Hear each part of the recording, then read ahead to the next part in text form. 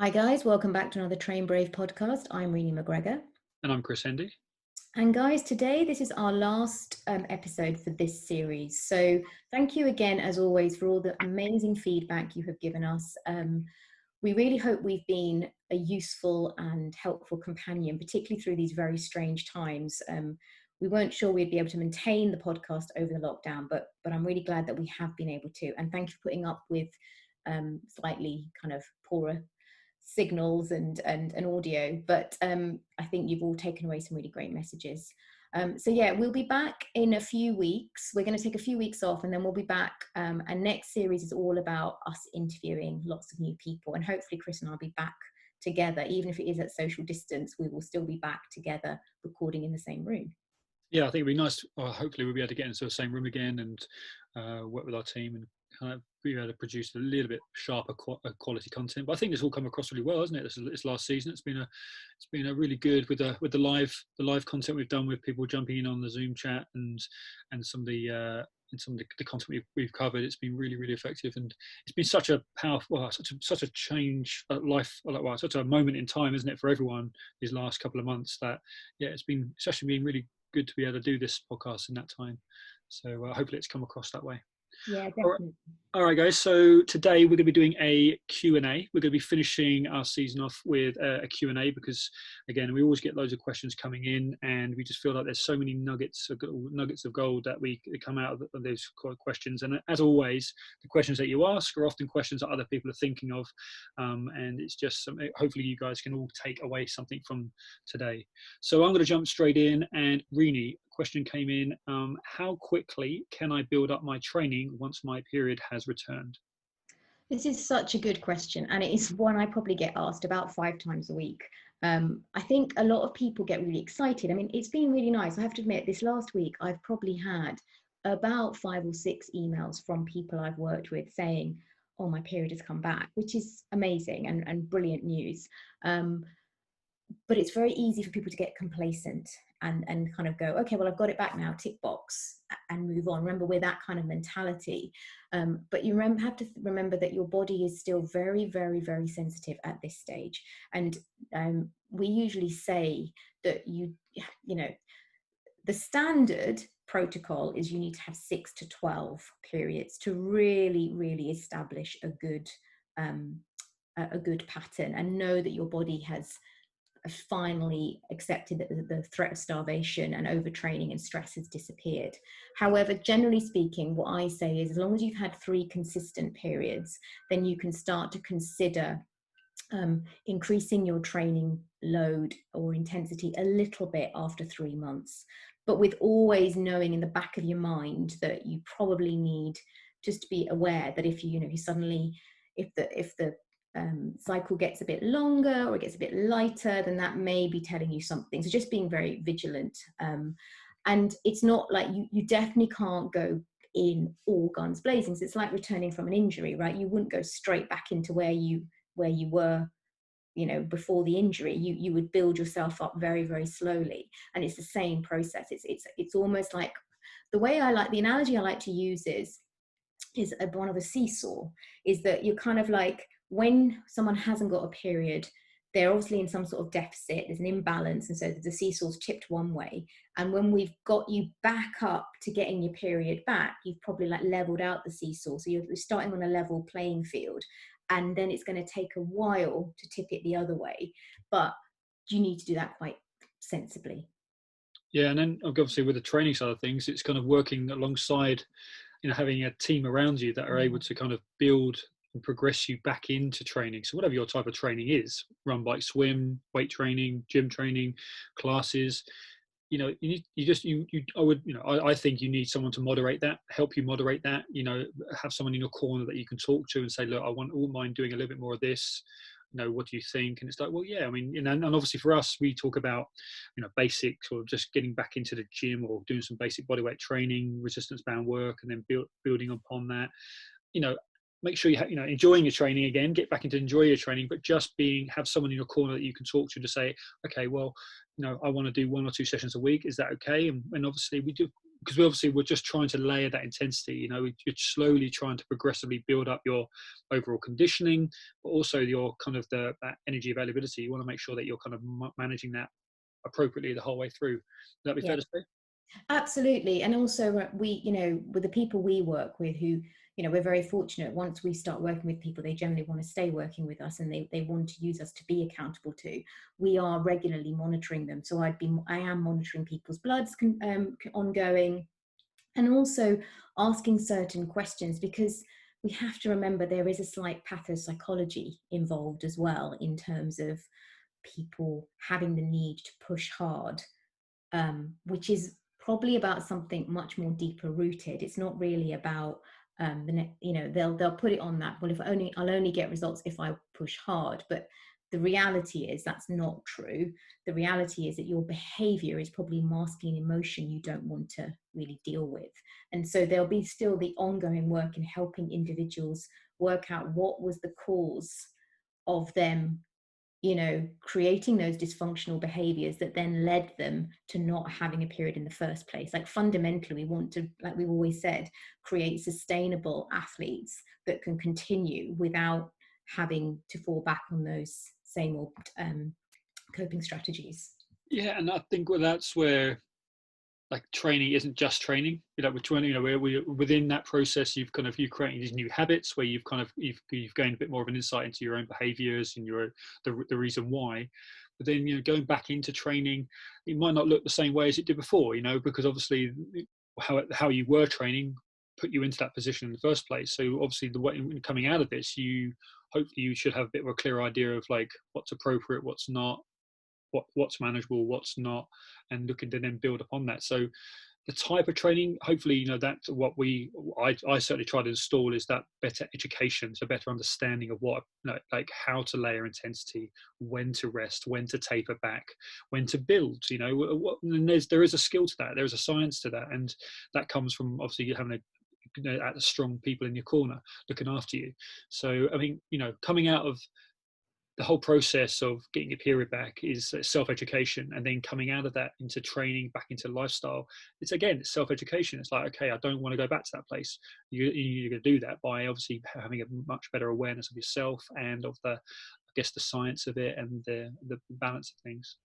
Yeah, definitely. Okay, so I'm going to ask you a question, because I think this is often ignored, but why does my mental stress have an impact on my training? I think as a coach, you very quickly become aware of obviously your clients' like stress levels. When they come into the gym, when you're working with someone one-on-one, even in a Zoom environment, face to face, virtually, you can sense someone's stress levels, and we all have it. Lifestyle, relationships, work, and some people obviously use it to leverage their training. They'll use it as fuel, as it were, to kind of thrash out a session, to kind of alleviate that stress. But the danger of that is obviously you're riding a very dangerous roller coaster of emotions, and in terms of physiologically, your hormonal levels, your cortisol levels, everything like that, you're on it's a very dangerous path you're on. And so for me as a coach, always becoming very aware of, in those first 5 minutes, talking to someone, in the warm up, kind of starting to just open some open-ended questions, just to find out where that individual's at, kind of just how they're managing their week, their day, how stressed they are, because it's going to determine the level of work I'm going to be putting into them. And that's the same thing with someone's like 12-week program. If they're coming to me and they're kind of a highly stressed individual, they come off the back of 12 months of, say, no period, or they're a high working, highly strung professional that's very successful, they're coming into a program in a certain place. And I know to achieve optimal results, we're going to have to try and find a way of managing that stress level. And it's very easy to manipulate that level of stress and get someone to work hard, smash it, pump it up, like, let's go. That's easy. But it's also reckless, and there's no experience there. There's no understanding of that. Actually, that you're just making things worse. You may be getting, on the outside, you might be getting some better results. You're getting a sweat, getting a good pump. You might even get a little bit leaner. But internally, you're ragging the body, and you're in terms of stress, you are ragging the body completely. And there is an art to coaching, there's an art to training. And like, when I work with Rini every week, I check in with her, and and that first few questions, first few questions of the week, I'm like, how's your weekend? How's everything going? She's come off, some weeks are good. Some weeks she's come off the back of a massive week of work, ton of clients she's worked with. And I can tell straight away she's here, but she's only 50% with me. So I know immediately, even via Zoom, that I know I cannot, and I will not overload her. It's my job to manage her and give her a good workout, give her what she needs, but I have to back off the intensity. So stress is a huge one. And right now we are surrounded with it, right, in all shapes and sizes. And for us to try and manage our stress with our training is very, very dangerous. And I think, and you need to have people in your corner to help you moderate that. Ree, what do you think? Yeah, no, absolutely. I think also, as always, the messages around mental health and exercise have been completely confused. Like, if you go away and actually look at the science behind your mental health and exercise, while we know exercise can help to a certain degree with your mental health, if you look at what it looks like, it's actually more about movement. It's more about kind of low to moderate intensity movement for an hour a day is what they say can help you with your mental health. But actually, if you start to add a layer of intensity, particularly on top of someone who is maybe struggling with their mental health, you actually make things a lot worse for that person. You actually add to their mental stress. And I know that last week was Global Running Day, and one of my friends, that they were doing a little video, and they're like, "Really, can you tell us about why you love running?" And one of the things I said on that video was, running's also a really good way of me checking in with my body, because I'm very conscious that there have been certain times of my life when I have been so incredibly mentally stressed, like when I was going through my divorce, and at times where I've been building up the business, and also, when Ella was really sick over the lockdown period, I was incredibly stressed out. And during that time, running wasn't what I needed. Like, I would try, but as soon as I started running, within 10 minutes, I would know, actually, this is not what my body needs right now. And I'm always very, very good at responding to that and going, right, do you know what? There's no point, because this is going to add to my stress levels. And so I think it's really important we use this terminology. I need to do this for my mental health.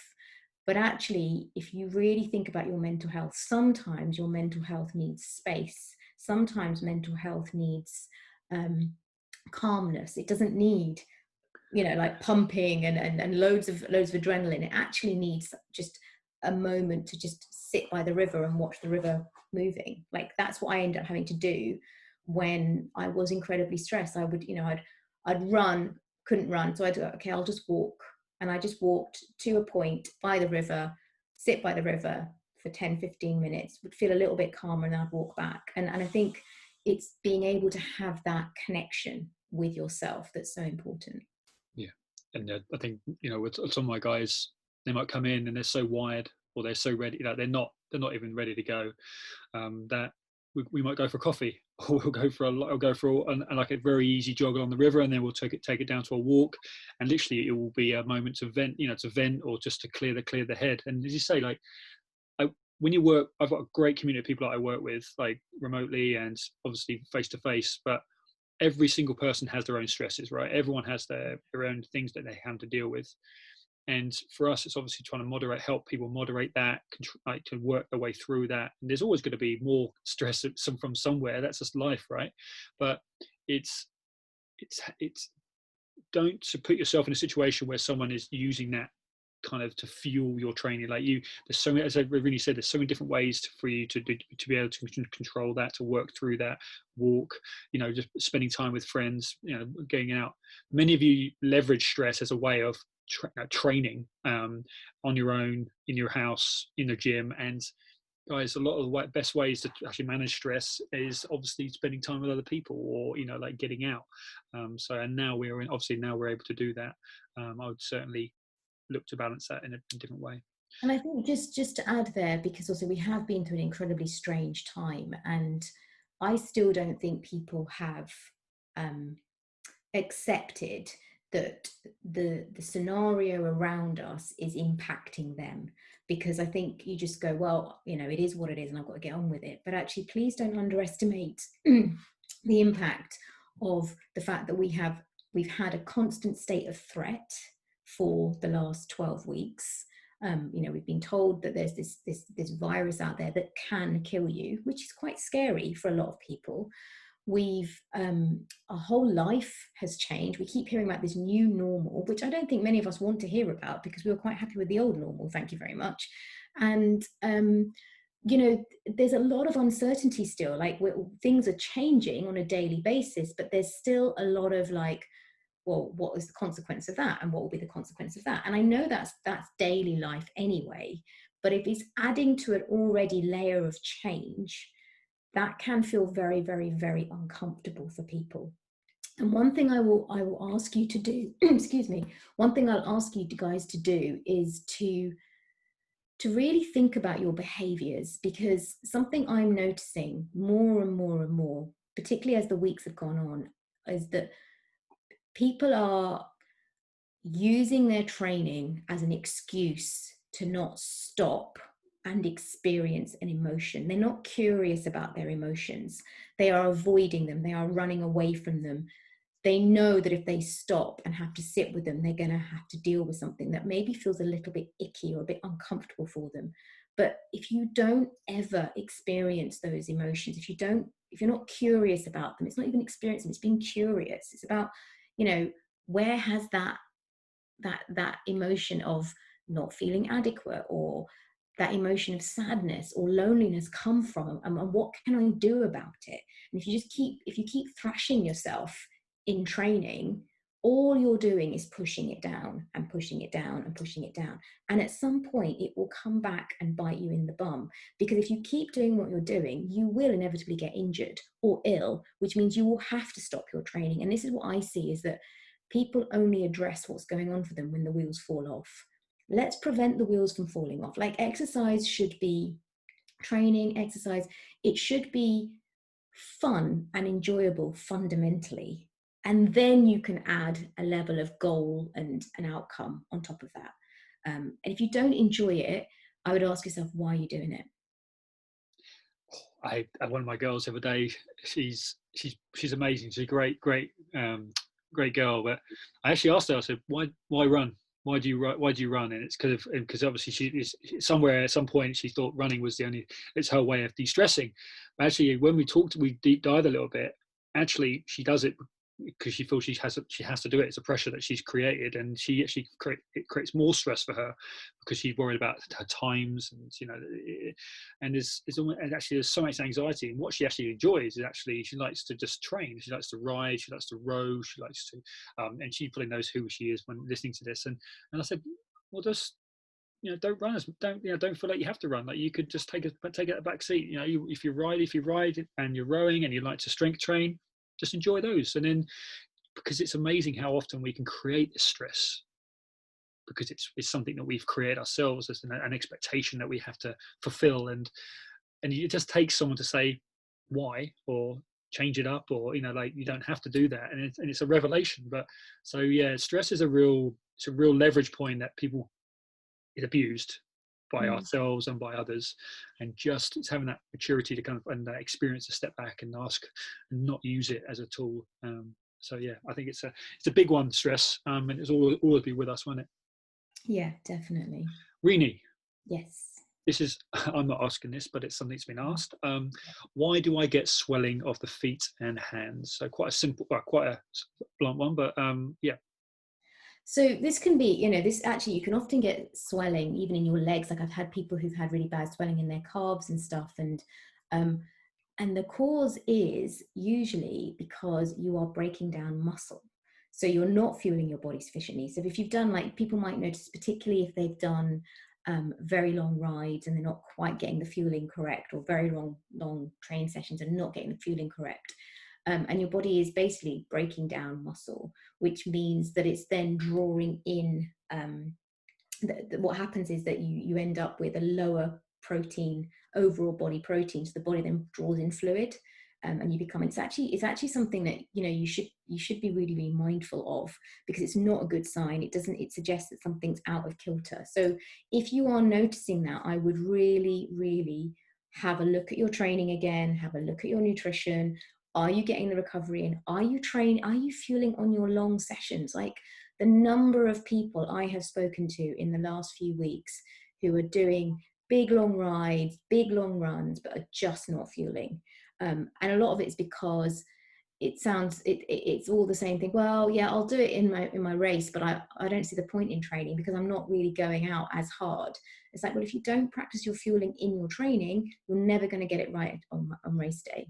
So yeah, it's often the cause, that there's usually some breakdown going on within the body that needs to be addressed. Okay, Chris, this is one that's come in. I normally train with weights in the gym and have done so for a number of years. So is there any point training with body weight exercises, or should I just wait until I get back in the gym? Yeah, I think I posted about this the other day actually, because it was funny. I smile when I hear that, because like for me it's been the biggest revelation again to learn how to, you know, to develop my strength from not only me but from all my clients recently, using primarily obviously body weight exercises, resistance bands, free weights, because obviously the situation we've been in the last couple of months. But yeah, I would question that individual and say, like, when was the last time you know, can you perform a basic athletic kind of test? So can you do a single leg squat? Can you stand on one leg and perform like a single leg RDL? Like, can you balance? Like, because there's so many things when it comes to being a strong human or a strong athlete that require more than just loading heavy weights. You know, this is coming from me. Obviously, I've got a gym. I love putting weight through people and progressively building them up, but there are some basic expectations that you should have, basic requirements that you should have as a strong individual. And I would love to see that individual go through a basics battery of tests. Can you perform 20 single leg squats off each leg? Can you perform 20 to 30 single leg hamstring bridges? You know, these are all the tests that we just put, the basic tests that we put all our guys through is a screen, right? Just to see how balanced that individual is. And then if there's any deficiencies, that's what we work on. So yeah, I mean, this last couple of months have been amazing because it's allowed me to deep dive into a whole battery of like new bodyweight movements that, my word, like, have challenged myself, given me a level of like muscle soreness, I guess, in the first few weeks that I was a bit shocked by. But overall, like, the results we've been getting just from training bodyweight have been amazing. But I think, don't forget, like, 3 months is a long period to not be training. So if you aren't adequately stressing the body, you know, and challenging those weaknesses, and you've taken a back seat, don't be surprised if little things start to crop up, little niggles, little injuries, because you're not maintaining. And most of all the work that we do is about maintenance, right? Is preventing injury from happening and not having to react to a situation. So those of you thinking that, oh, me not lifting weights, yes, we don't have that option. You're not going to be lifting those peak numbers of what you normally do. But my word, do not forget how important it is just to move well on a daily basis, or every other day, especially if you are prone to lower limb issues, hip issues, back issues, or you like to put a lot of volume into your body. You better have a constant maintenance strength program that you're following, because otherwise, if it's not happening right now, in a month, 2 months, after all that volume is accumulated and you put all that volume into your body, you're going to start to pull up the niggles, because there's simply an imbalance that comes with doing a lot of one thing consistently. So yeah, I would say get yourself you should be on a program, and there's a lot of benefits from body weight, resistance band, free weight based training. Cool. Renee McGregor, there's some good ones here for you. Why do I find myself using food for comfort when I'm lonely? Oh God, this is quite a big question. In fact, I did an event with Kimberly Wilson last week, who's a childhood psychologist, on actually, what does comfort eating actually mean? Because I think one of the things that people don't realize is that the term comfort eating, emotional eating, and stress eating are all interchangeable. But actually, when I think about comfort eating, or eating for comfort, should I say, actually, I don't have an issue with it to a certain degree, because for me, the term comfort is about soothing. It's about providing nurturing. Like it's something. So for me, like, I think we've talked about this before, my favorite comfort foods will be things like baked beans on toast with cheese, because it takes me back to a place where I've come in from the cold, usually something like brownies, or like it's been raining and I've been out doing some sort of like hockey match or something, and then we get baked beans on toast with cheese, and it's that warmness and that kind of remembering all the cheerful faces and the laughter and about growing up. So for me, comfort, eating for comfort, is not a bad thing. But I think what this question is asking is why do I maybe go down the road of more like emotional binge eating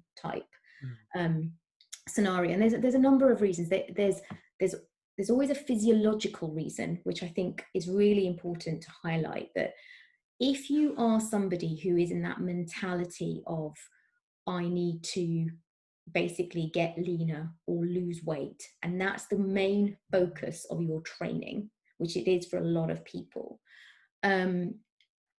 you end up over restricting your intake, particularly during the day. Like, it's a really classic thing we see, that people will restrict their intake during the day, which then kind of almost sets them up to fail in the evening, because they are tired, they're probably they are hungry because they've done their training, and so they start to eat, and then they don't feel like they can stop. And that's a physiological drive as well, because physiologically your body will be trying to achieve energy balance, and so once you start eating, it will want to try and fuel up and get what it needs. And I see this sometimes even in myself, like when I've had really busy clinics and I haven't been able to eat properly, I get home in the evening and I'm like, oh my God, I'm really hungry, because my body's just trying to catch up. And it's not, I don't go into a binge eating or anything like that, but I'm just very conscious that I will probably eat majority of my energy at the end of the day rather than during the day. Whereas the days when I eat properly around my training and I've got the time to do that, I don't notice it in the evening. So it's a really important thing to be aware of. But yes, I think food is emotional. If we go back to, like, if you go back to being a baby, and babies will experience hunger and they will cry, because hunger itself is an uncomfortable feeling. Like, physiologically, it's uncomfortable to be hungry. Like, there's a whole reason for that, because it's the body's way of telling you that you need nutrition. Like, that's the basis of it, and it's a very uncomfortable feeling. And babies learn, when they are feeling that feeling, they cry and they get fed, and that's soothing. And obviously, with the whole way that babies are fed, whether it's a bottle fed or whether it's breastfed, there's the comfort of being close to the mother or the father, and the smell of the parent, and the way you hold it. So you learn very early on the comfort around feeding as such. And sometimes then, when our lives get complicated or messy, and we don't learn, as I said earlier, we don't learn to understand our emotions and deal with them, we learn different coping mechanisms. So we have people who restrict their eating because they don't feel they're deserving of comfort for whatever reason. But then you also have people who go into this need for, I need something. They're very aware, like they're almost in a better position mentally, because they're aware that they need comfort. They just haven't quite worked out how to do that without using food as that tool. So I would say that the first thing I would say to somebody in this scenario is address what loneliness is. Like, I've had moments, and I've said to you, Chris, I've had moments of feeling incredibly lonely. But when I've explored and been curious about that, what that's shown me is that I actually value companionship. I value human contact. And obviously, sometimes that's been very difficult to achieve over the last few months because of our situation. But then what can I do? what are the other things I can do to help me? And that sometimes that's been picking up the phone to you, or picking up the phone to another friend, or you know, like you know, maybe just doing a video call or whatever it might be. And it's not the same, but it does help temporarily because of our scenario. So I think if you're finding that your relationship with food is uncomfortable for you, as in you feel like you're using food as a way of kind of stopping yourself from looking at emotions, I would challenge you, and I would ask you to actually try and work out what it is that your emotions are telling you. So try and be, again, go back to that, being curious about what is it that you're not wanting to experience, or not wanting to feel, because that is really important to work out.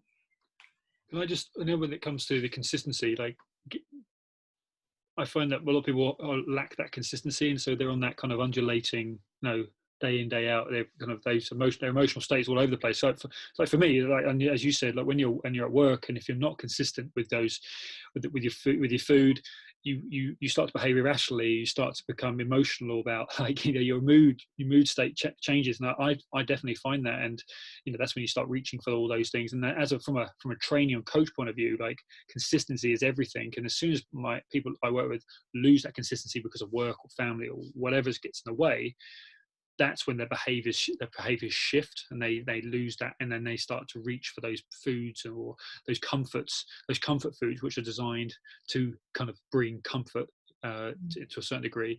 But I think it is a massive question, isn't it? That it's quite an open question, but I think bringing consistency into your life, into your food, is going to give you a stronger position to be able to think a bit clearer, I think, in regards to that. But I think what I'm trying to say is that there's no harm in thinking you need a food for comfort. Like, for example, I don't think there's any harm in going, do you know what, today I really want a hot chocolate with marshmallows or whatever, because I need comfort. That's okay. That's I think it's really important for people to understand. It's okay to need comfort, and there'll be an association with that. I guess what we're trying to say is what we don't want people to do is to use food as a way of masking what's really going on for them. And I suppose they're two slightly different things, and it's a wider topic, but hopefully that's provided some information. Okay, so one for you, Chris. Do you know why I get numb toes and cold feet? I've got quite poor circulation anyway, but losing feeling in my toes when I'm cycling. I've just got some new shoes, and the same thing happens.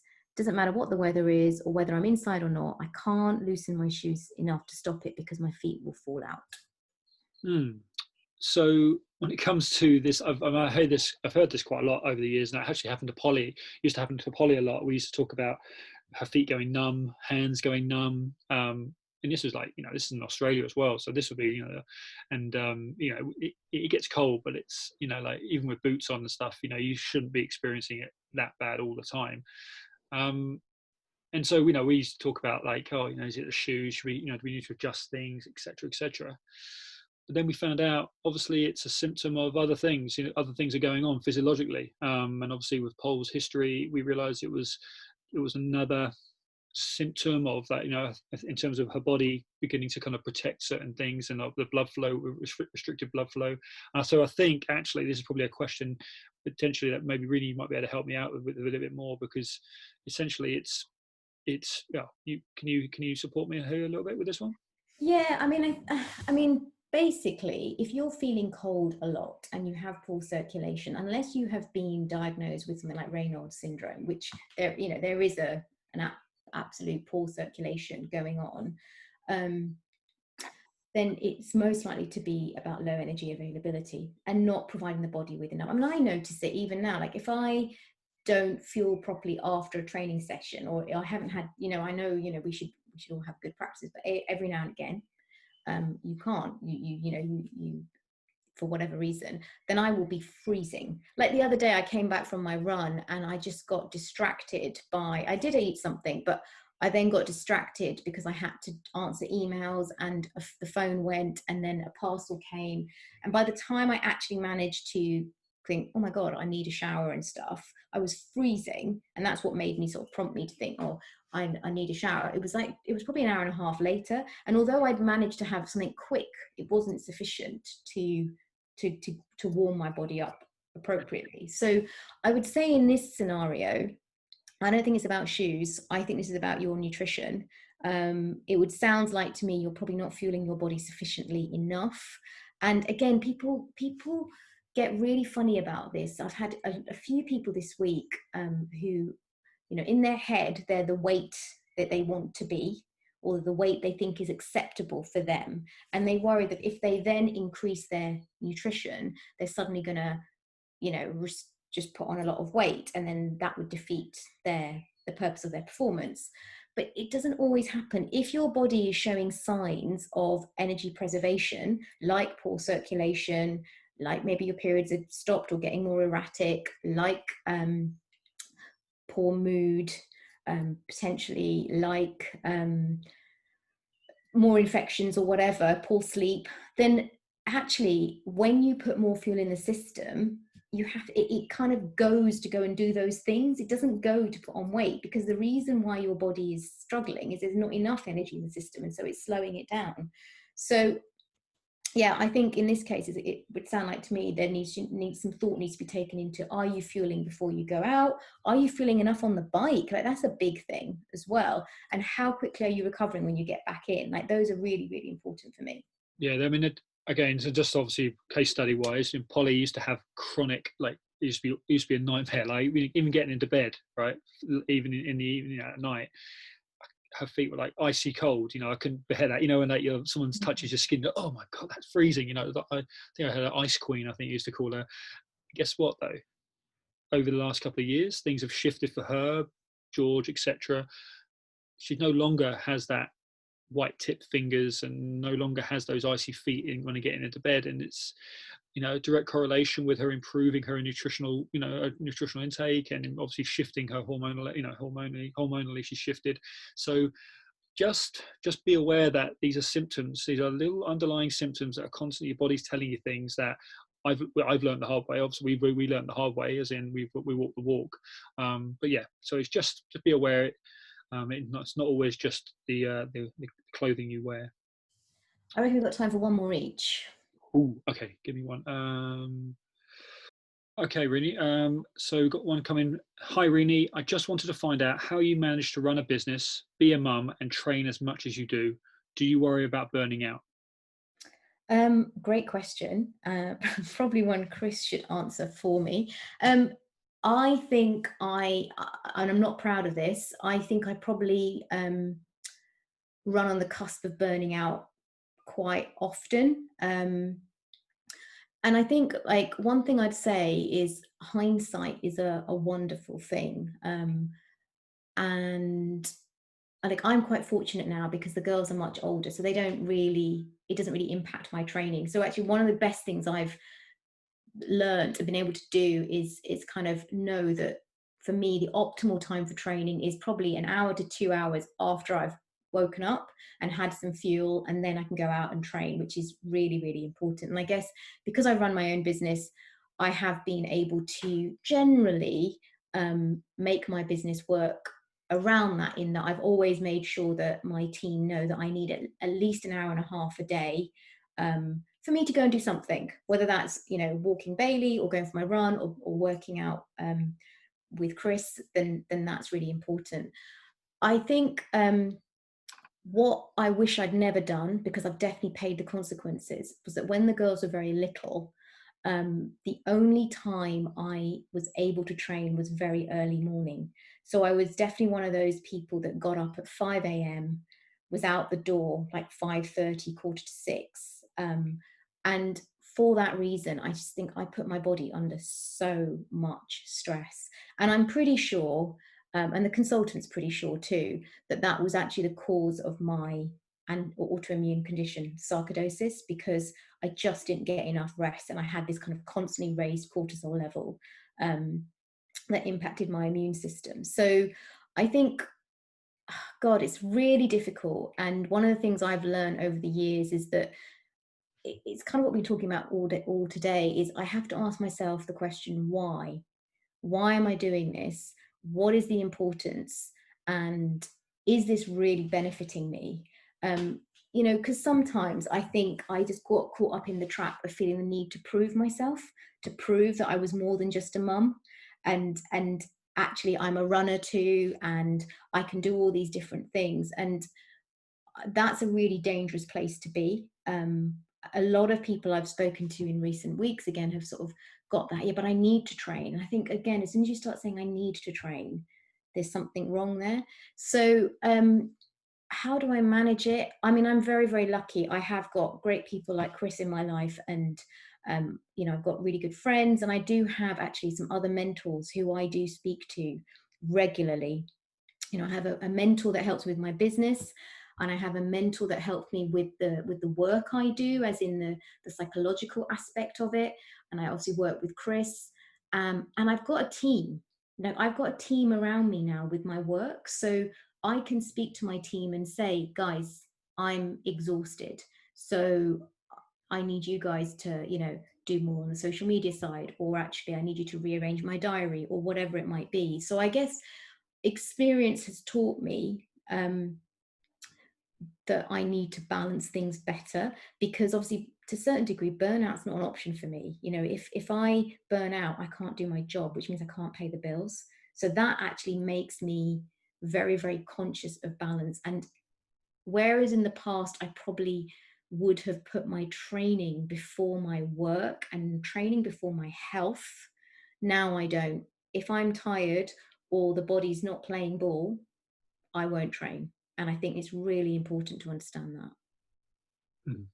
Having that person in your corner makes things much easier. I mean, I think I've said it 3 times, 4 times in this podcast, but like you're creating a team around you. Obviously you've done that because of the business, obviously, and then obviously having to have me as your coach. You've got you've got we got a couple of mentors in terms for your running, for your business. They're in your corner too. But those people who don't obviously have that set up, that doesn't mean you don't have other people that you can bounce off. There's people, your partner, your husband, your wife, you've got friends. And if not, then you reach out to other professionals. That's why you have a coach. I mean, I work with a number of different people, obviously, who, they've got numerous things going on in their life. And not only do they come to me or Rini for obviously a program to have guidance, etc., but it's also that accountability to keep checking in and going, okay, am I doing too much? Am I doing too little?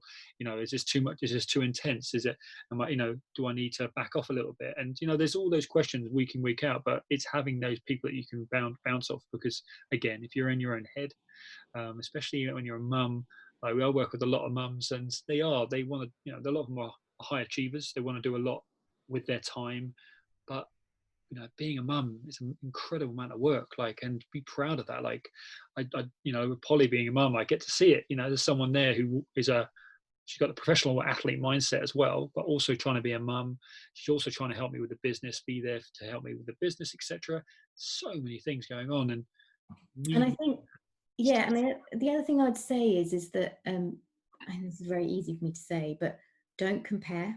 Really, please don't compare, because I see so many women looking at other women going, oh, well, they were back out doing stuff after 12 weeks of having given birth, and do you know what? I didn't start running. I didn't start any exercise, and I'm being honest. So I had Maya, and I was young. I was quite a young mum, so I had Maya quite young. I didn't do any exercise for her first year because I just wanted to enjoy her. And I breastfed, and we did lots of walks, but that was it. And I actually, I returned back to my pre-pregnancy weight without really thinking about it, because I was just looked after her, and that was enough. And I fell pregnant quite quickly again with Ella. So I didn't actually start thinking about some sort of exercise for me until Ella was 11 months old. And I think that was really important for me, because I didn't want that pressure to feel like I had to jump straight back into looking a certain way and being a certain way. And I was really strong about that. But it's so easy as a mother to compare and go, God, such and such was out doing a race 12 weeks after they'd given birth. I don't know if that's actually healthy. It's not my place to say, but personally, for me, that would not have been right. It just wouldn't have worked for me. And I think you have to look at yourself and, God, like my girls are now 15 and 17, and I know you hear it all the time, but it it goes so fast, like so fast. And in hindsight, like I said, hindsight's a wonderful thing. Actually, do I wish I had not trained as much when they were little and enjoyed being with them a bit more? Absolutely, because there were definite times when I'd, been out at 5 a.m. in the morning. I was so exhausted. I couldn't do the baking with them, or I couldn't do the painting with them, or I would, and I'd get angry with them because, I was exhausted. And that's not their fault. That was my fault. And I feel bad about that. And again, we learn from our experiences, but again, if I can part any bit of knowledge on that, it would be that it's hard work being a mum, full stop. And then on top of that, we're usually juggling lots of different things, and even now, like I'm now a single mum, and I find it difficult. I find it tough juggling and making sure that I'm present for them. Like at the moment, we're going through this really tricky time, and both girls actually really do need me present to help them with their studies, to give them routine, to, like Maya's applying for different courses and looking at universities, and she needs her mum because she relies on me to help her. So yesterday she sent me this application and said, "Mum, can you please check it?" And I had to make sure that there was space to do that, because that has got to take priority. I think it's very easy to think that, yeah, but I need time for me, which you do, but you know what, if you can't race or you can't run, that's not the end of the world, because you can do that afterwards. You can do that when they're a bit older. Yeah, that's not me telling you guys what to do. That's just my reflection on my process. There's a bit of sacrifice there, like as in, like, you've got to be prepared to sacrifice something. Like with all these people that you're comparing yourself with, obviously there's sacrifice in their lifestyle going on somewhere. They're letting something else go to allow them to have time to do X or Y. So there's always that sacrifice they're making, whether you're aware, whether you can see that or you're aware of that. There is always sacrifice going on. And I think we talked about this, how like trying to do everything in your week is tough, because you've got a lot going on in your life. And so we're talking about, well, you might have to sort of, in a nice way, sacrifice a little bit of mileage of your running, just to allow you to have the energy to be present, to be like, and that is, life is about sacrifice. And especially when you're bringing in like family and stuff, like, Polly's the same, but there is sacrifice there. And I think obviously it's not easy. It's easy to say that because obviously it's hard to let go of certain things, but I think you've got to moderate things, and you've got to work out what the priorities are, and really step outside of yourself and kind of work out what do you really want to prioritize right now. And it might be your training, but yeah, I think it's hard, isn't it? Everyone's different. Yeah, exactly. Right. Last question for you, Chris. I have a recurring ache pain in my hip that kind of comes and goes. Do I need to continue stretching this out, or do I need to strengthen it somehow?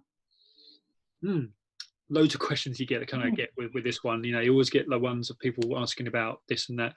Guys, it always comes back to you've got to get yourself in front of the right people. That's why we have this. We're so proud to have a team around us. So when I had that kind of question, just straight in front of a physio, straight in front of a health professional, that's going to kind of give you those real clarity of that situation. Something like that, though, that is another for me. It's a red flag. It does make me wonder. I'm not a big fan of stretching anything out like that. So obviously straight away, I'd probably, before you even, first thing I'd say is don't stretch it. Don't attack that problem with a direct stretch or anything. Yes, it could be a strength issue, but I would say you've got to get in front of a health professional. My gut would say that if you're having a reoccurring pain like that, and if you're looking at other areas, physiological areas, it could easily be something like a stress reaction, worst case scenario. So, attacking the problem head on. So if I said, if I was a gung-ho strength coach, I'd be like, no, we're good. We can build up the glutes, hamstrings. We'll develop the strength around that. We'll put some mobility drills into that. However, if I take a step back and look at you as an individual, I would also be wanting to know what your nutrition, nutrition looks like, what your training volume looks like. There's quite a few other things I'd be interested to see first, and I'm sure Rini, you've probably got a few thoughts on this one too.